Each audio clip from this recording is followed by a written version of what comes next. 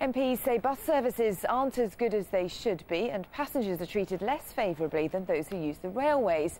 Darren Little is in Birmingham for us this morning. Good morning, Darren. What do they make of their bus service there? Yeah, it's interesting actually because the commuters are now arriving into the centre of Birmingham with quite a lot of regularity. And this report is saying that these guys are getting a really bad deal, that basically there are 3 times as many bus journeys as train journeys in this country. But bus passengers get by far the worst deal when it comes to the service, and also for people shouting up for them. There are far fewer commissioners, there are far fewer people making sure that bus services are on time, that they are at the right fares and what have you. At the moment, as you can see, there's a slight lull in proceedings, but nevertheless there are many questions to be answered, really about the kind of competition that there is in the bus sector, because this report says that there simply isn't enough, says that fares are too expensive and that people cannot rely on bus services being punctual, and that is one of the major issues here this morning and around the country for bus passengers. Whether anything changes though, we'll have to wait and see. Thanks for that. That's Darren Little there.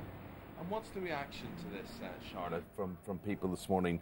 Do they love their bus services? Well, are they disappointed with them? No, so far nobody seems to love their bus service. Do get in touch if you do, but a lot of people complaining about their local bus service.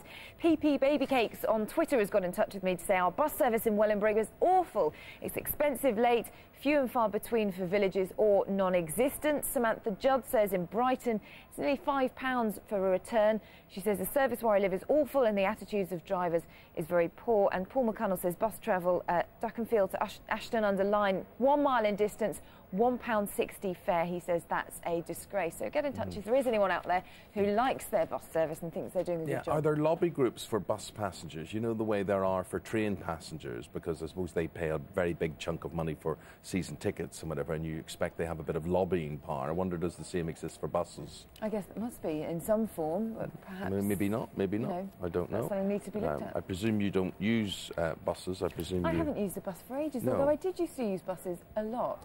Yes. And I wish I could use the buses in London, but I always get confused as to what direction you need to be going in. You get so used to using the tube where you know where everything is.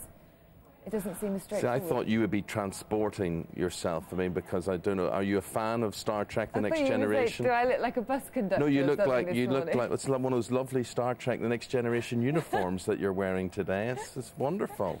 Captain Picard wears. I think, is that a compliment? It's very good. All the Trekkies will love you.